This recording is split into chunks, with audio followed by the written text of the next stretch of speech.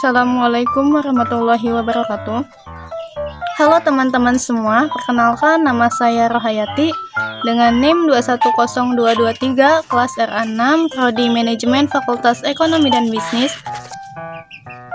Mata kuliah Audit Sumber Daya Manusia, dosen pengampu yaitu Ibu Adisya Maya Andara SPDMM.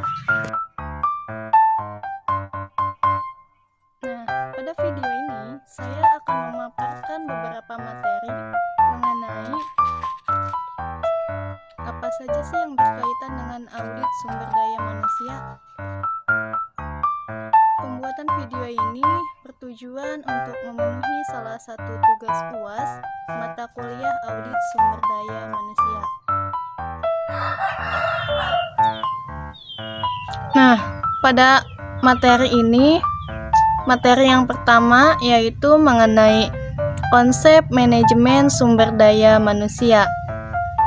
Hal yang pertama yaitu mengenai pengertian manajemen sumber daya manusia. Secara umum, manajemen sumber daya manusia merupakan salah satu upaya yang dilakukan oleh perusahaan untuk mengatur sumber daya manusia yang ada di dalam perusahaan tersebut.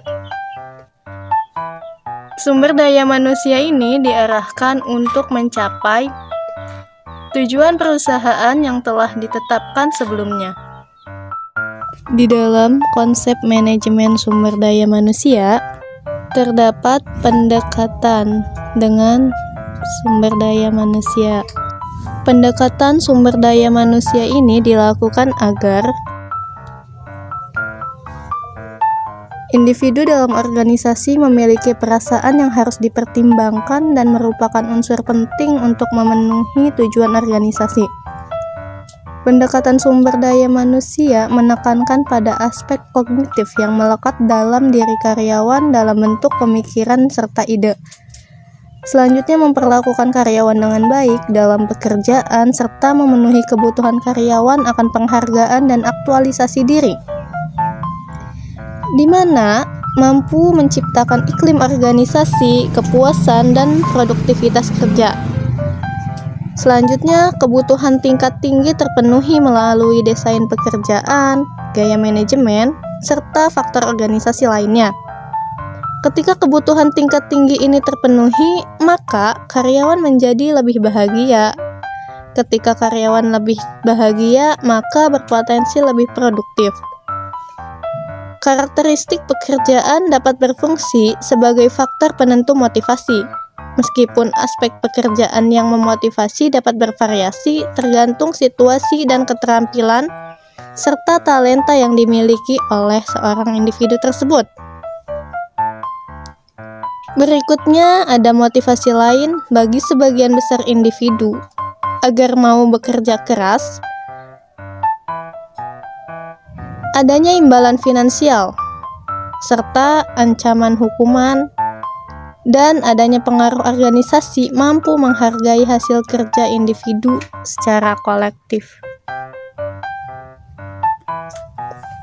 Yang ketiga yaitu proses dan tahapan sumber daya manusia. Untuk proses sumber daya manusia ini terdapat 7 proses. Proses yang pertama, membuat rencana kebutuhan tenaga kerja, baik dalam jangka pendek maupun dalam jangka panjang, sesuai dengan tujuan bisnis yang dibutuhkan. Proses yang kedua, yaitu mempertimbangkan tren industri dan kebutuhan tenaga kerja di masa depan. Proses yang ketiga, identifikasi kompetensi karyawan yang sudah ada. Proses yang keempat, tentukan kualifikasi kandidat untuk mengisi posisi-posisi yang dibutuhkan. Proses yang kelima yaitu mengidentifikasi sumber daya eksternal pada perusahaan. Proses sumber daya manusia yang keenam yaitu menentukan tipe pengembangan yang dibutuhkan karyawan saat ini. Proses yang ketujuh yaitu proses untuk meninjau kembali dan mengevaluasi. Selanjutnya, tahapan di dalam sumber daya manusia. Terdapat 5 tahapan. Tahapan yang pertama yaitu mengetahui tujuan perusahaan. Yang kedua, inventarisasi sumber daya manusia. Yang ketiga, memperkirakan demand and supply sumber daya manusia. Yang keempat, memprediksi kesenjangan sumber daya manusia. Yang kelima, merumuskan rencana tindakan sumber daya manusia. Dan yang keenam, pemantauan dan umpan balik dari sumber daya manusia tersebut. Nah, pembahasan selanjutnya yaitu mengenai peran dan fungsi dari sumber daya manusia. Apa saja sih peran dan fungsi sumber daya manusia ini? Yang pertama ada tenaga kerja, di mana peran sumber daya manusia dalam perusahaan yang pertama adalah sebagai tenaga kerja. Peran sumber daya dalam hal ini adalah agar bisa menghasilkan produk, baik barang maupun jasa di dalam suatu perusahaan atau organisasi. Berikutnya yaitu adanya tenaga ahli. Fungsi lain dari sumber daya manusia di dalam perusahaan adalah sebagai tenaga ahli. Sumber daya manusia akan dianggap sebagai tenaga ahli dan menjadi keunggulan dalam membangun serta mengembangkan perusahaan ataupun organisasi. Yang ketiga sebagai pemimpin. Fungsi sumber daya manusia di dalam perusahaan adalah sebagai pemimpin yang berguna untuk mengatur jalannya perusahaan dari atas agar nantinya perusahaan bisa bergerak dengan baik. Berikutnya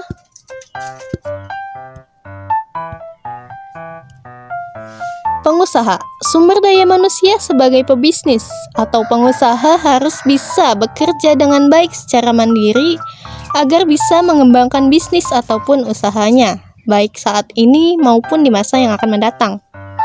Selanjutnya, peran sumber daya manusia sebagai produsen, di mana berfungsi sumber daya manusia sebagai produsen adalah individu yang mampu menghasilkan barang atau jasa agar bisa memenuhi kebutuhan pelanggannya.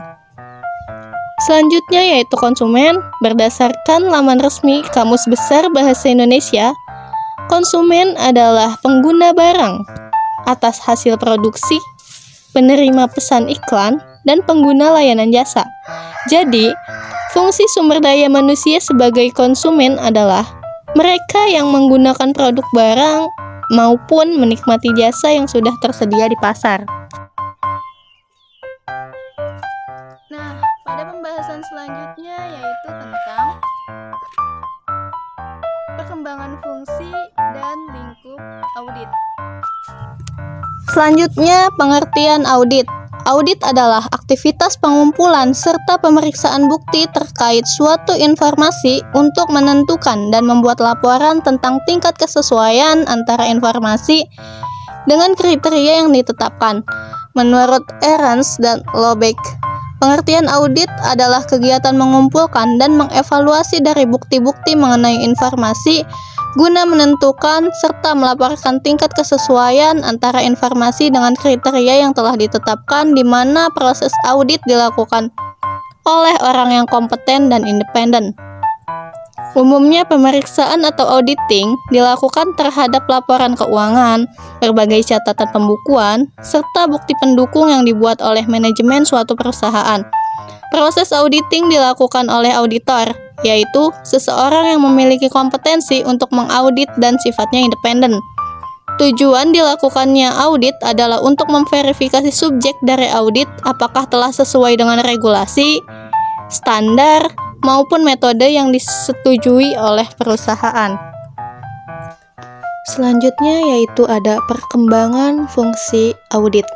Fungsi audit dikategorikan ke dalam 3 bidang utamanya yang fokusnya ada pada audit sumber daya manusia, yaitu policy audit atau manajemen audit, yaitu penelitian yang dilaksanakan secara sistematis, berorientasi ke masa depan terhadap kebijakan yang dilakukan oleh manajemen, bertujuan untuk meningkatkan kualitas sumber daya manusia melalui perbaikan pelaksanaan fungsi manajemen.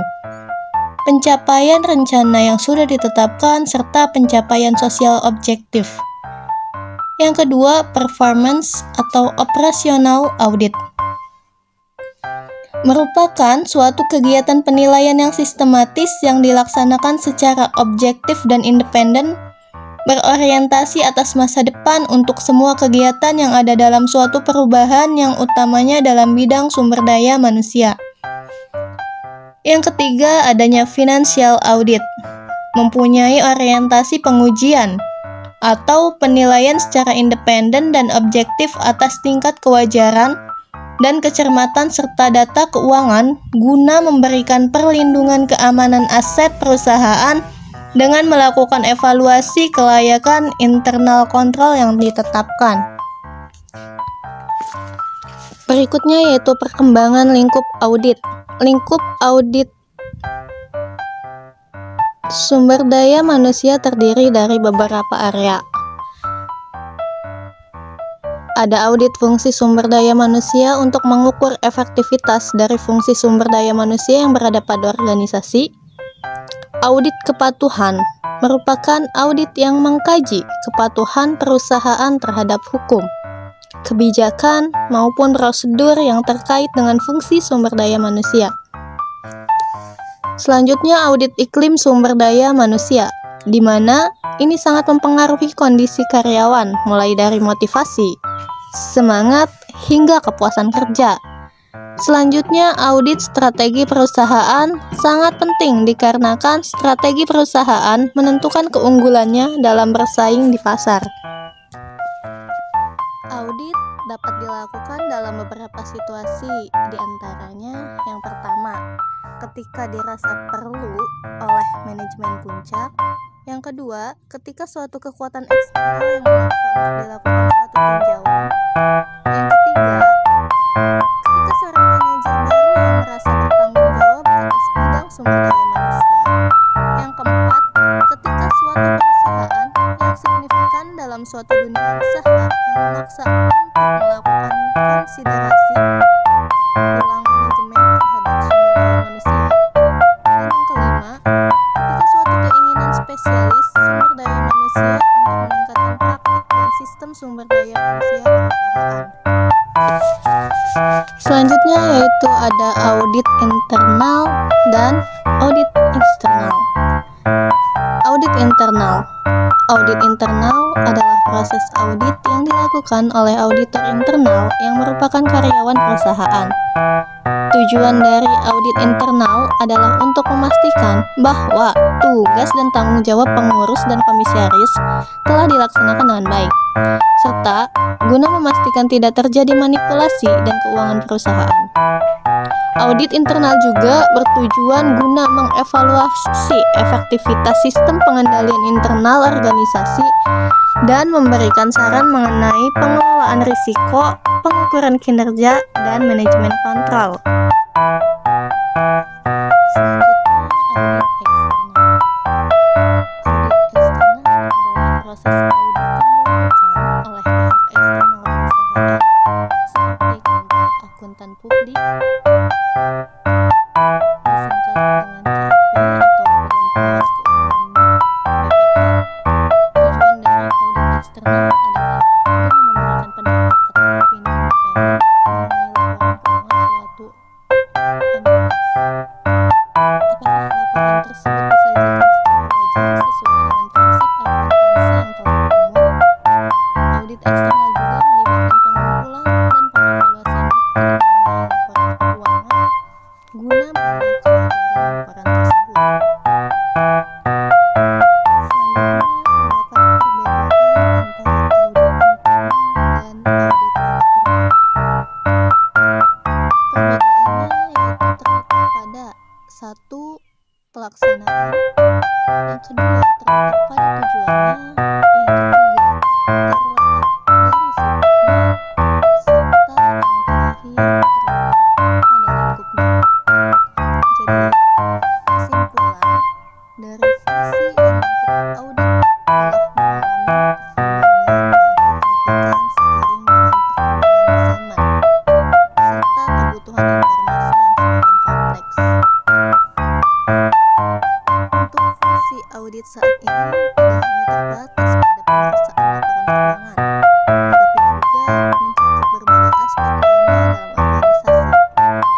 kepatuhan terhadap aturan, efektivitas, manajemen risiko, dan tata kelola perusahaan yang baik.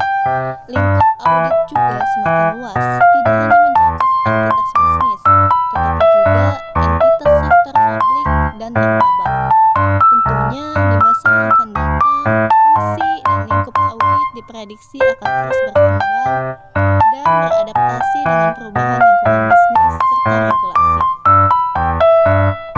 Auditor perlu terus meningkatkan kompetensi dan profesionalismenya agar dapat memenuhi tuntunan zaman dan memberikan nilai tambah bagi organisasi.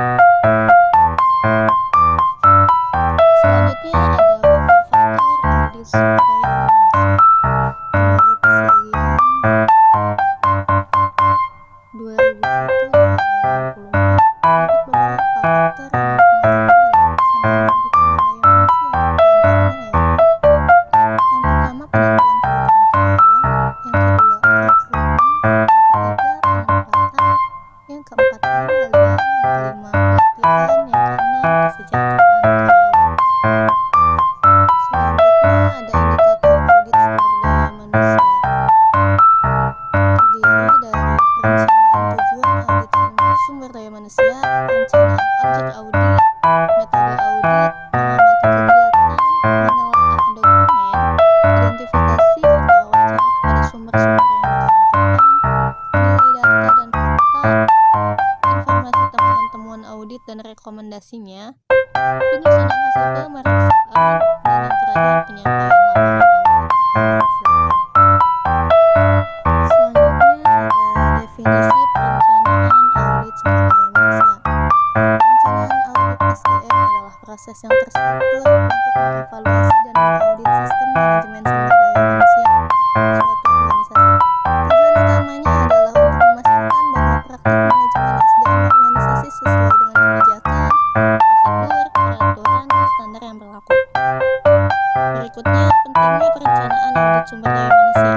Perencanaan audit SDM memiliki beberapa kepentingan yang sangat penting bagi sebuah organisasi. Yang pertama, memastikan kepatuhan hukum. Yang kedua, meningkatkan efisiensi operasional. Yang ketiga, meningkatkan produktivitas karyawan. Yang keempat, mengurangi risiko organisasi. Yang kelima, meningkatkan kepuasan karyawan. Yang keenam, mendukung perencanaan strategis. Dan yang ketujuh, membangun kepercayaan serta kredibilitas. Selanjutnya yaitu ada tujuan perencanaan audit sumber daya manusia. Dimana tujuan dari perencanaan audit SDM itu untuk memastikan bahwa SDM suatu organisasi dijalankan secara efektif, efisien, dan sesuai dengan kebijakan, prosedur, peraturan, serta standar yang berlaku. Contoh tujuan perencanaan audit sumber daya manusia yang pertama, menilai kepatuhan di mana memastikan bahwa praktik manajemen SDM organisasi sesuai dengan peraturan hukum, peraturan ketenagakerjaan, dan kebijakan internal. Tujuan yang kedua yaitu mengidentifikasi adanya risiko, di mana mengidentifikasi risiko-risiko yang terkait dengan manajemen sumber daya manusia, seperti risiko hukum, risiko kepatuhan, risiko operasional, dan risiko reputasi. Tujuan perencanaan audit SDM yang ketiga yaitu meningkatkan efisiensi dengan mengidentifikasi area-area di mana proses manajemen sumber daya manusia dapat ditingkatkan guna meningkatkan efisiensi operasional, seperti proses perekrutan, pelatihan, evaluasi kinerja, dan manajemen kinerja. Berikutnya yaitu pengelolaan departemen audit. Pengelolaan departemen audit internal merupakan aspek yang krusial dalam struktur tata kelola organisasi ini. Dalam hal ini, departemen ini sendiri bertanggung jawab untuk memastikan bahwa segala operasi dan aktivitas organisasi berjalan sesuai dengan standar dan ketetapan yang berlaku, serta mengidentifikasi atau memantau sebuah kemungkinan risiko yang akan terjadi.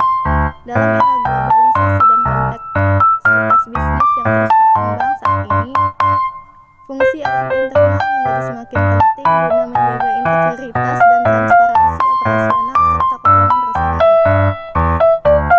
Audit internal bukan hanya sekedar alat guna mematuhi kebijakan, tetapi juga berfungsi sebagai mitra strategis manajemen dalam meningkatkan efisiensi dan efektivitas operasional. Di sini apa sih itu pengelolaan? Menurut Nugroho tahun 2003 pada buku halaman 119 mengemukakan bahwa pengelolaan merupakan istilah yang dipakai dalam ilmu manajemen, di mana secara etimologi atau secara istilah pengelolaan berasal dari kata kelola, to manage, dan biasanya merujuk pada proses mengurus atau menangani sesuatu guna mencapai tujuan tertentu.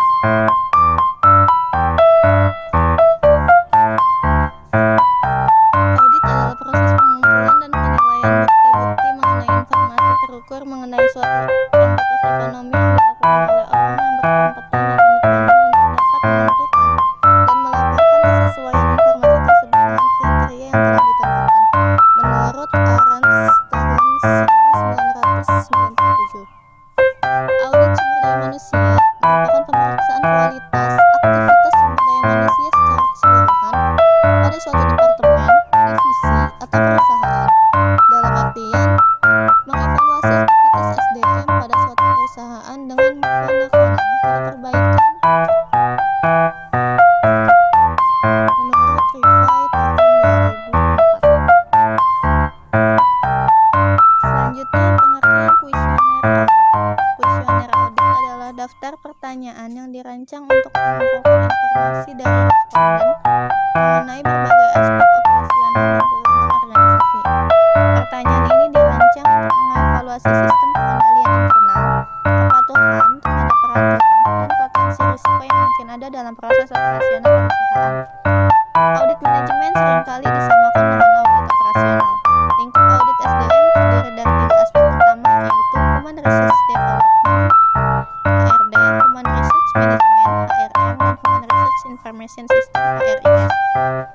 Tujuan kuesioner yang pertama mengumpulkan informasi guna mendapatkan data yang diperlukan untuk mengevaluasi kinerja, kepatuhan, dan efektivitas sistem pengendalian internal. Yang kedua, mengidentifikasi resiko, yaitu menemukan area yang berpotensi memiliki risiko tinggi seperti kecurangan atau kesalahan dalam pelaporan keuangan.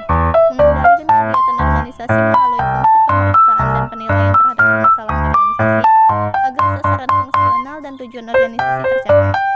Pengelolaan SDM di suatu perusahaan atau salah satu unit kerjanya untuk mendapatkan gambaran sejauh mana dukungan aktivitas tersebut pada pelaksanaan strategi organisasi dengan 3 aspek utama sebagai berikut. Aspek yang pertama yaitu lingkup audit SDM, aspek yang kedua lingkup audit HRM, dan aspek yang ketiga lingkup audit HRD. Selanjutnya yaitu pengertian dan tujuan kode etik. Pengertian dan tujuan kode etik. Kode etik pada prinsipnya merupakan sistem dari prinsip-prinsip moral yang diberlakukan dalam suatu kelompok profesi yang ditetapkan secara bersama. Kode etik suatu profesi merupakan ketentuan perilaku yang harus dipatuhi oleh setiap mereka yang menjalankan tugas profesi tersebut, seperti dokter, pengacara, polisi, akuntan, penilai, dan profesi lainnya. Kepercayaan masyarakat dan pemerintah atas hasil kerja auditor ditentukan oleh keahlian, independensi, serta integritas moral atau kejujuran para auditor dalam menjalankan pekerjaannya. Ketidakpercayaan masyarakat terhadap satu atau beberapa auditor dapat menghancurkan citra profesi auditor secara keseluruhan. Oleh karena itu, organisasi auditor berkepentingan untuk mempunyai kode etik yang dibuat sebagai prinsip moral atau aturan perilaku yang mengatur hubungan antara auditor dan auditan, antara auditor dan auditor, serta antara auditor dan masyarakat. Kode etik atau aturan perilaku dibuat untuk dipedomani dalam berperilaku atau melaksanakan penugasan sehingga menumbuhkan kepercayaan dan memelihara citra organisasi di masyarakat. Selanjutnya yaitu tujuan norma audit. Tujuan norma audit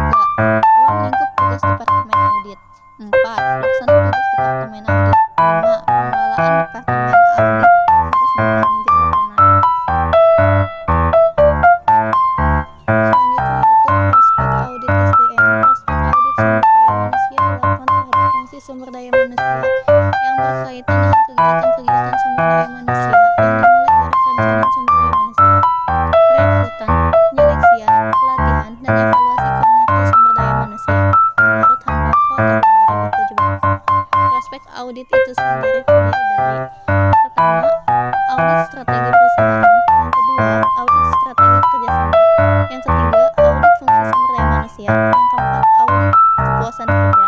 Yang kelima, prospek audit sumber daya manusia di masa mendatang. Latar belakang perlunya audit. Audit menelaah seberapa baik manajer mematuhi kebijakan sumber daya manusia.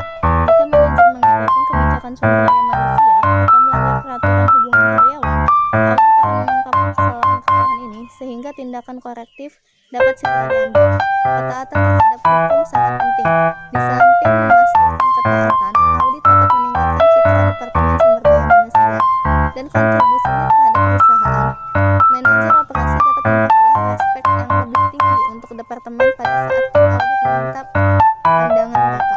Hal tersebut karena pada dasarnya Departemen Sumber Daya Manusia kontribusinya terhadap tujuan organisasional perusahaan. Proses audit sumber daya manusia. Proses audit sumber daya manusia terdiri atas 6 langkah. Langkah pertama, mengkomunikasikan gagasan dan makna audit sumber daya manusia dan menekankan berbagai manfaat yang dapat diperoleh, serta mendapatkan dukungan manajemen puncak.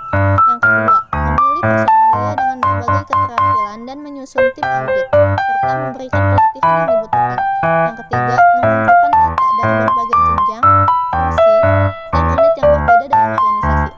Yang keempat, menyiapkan laporan audit bagi para manajer lini dan evaluasi Departemen Sumber Daya Manusia.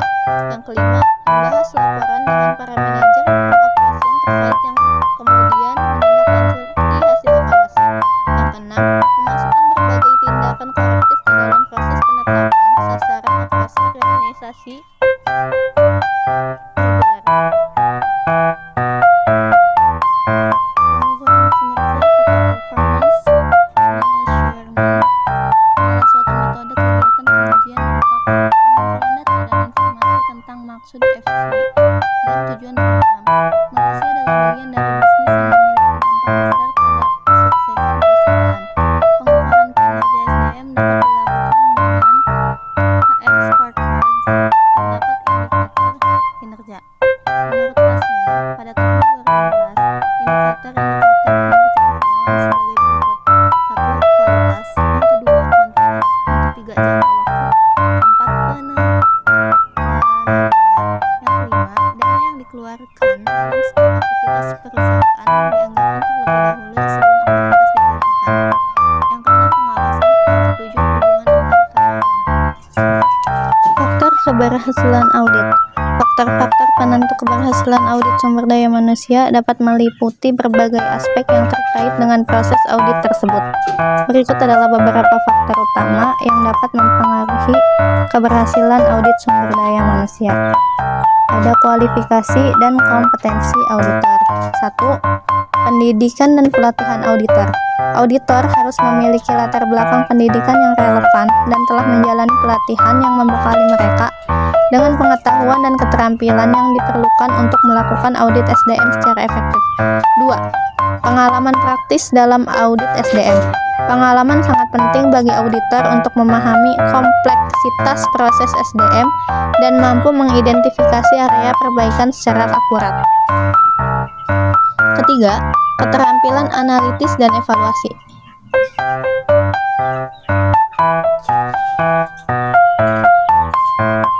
Keterampilan analitis dan evaluasi. Auditor harus memiliki keterampilan analitis yang kuat untuk menilai data dan informasi secara kritis dan memberikan evaluasi serta rekomendasi yang bermakna.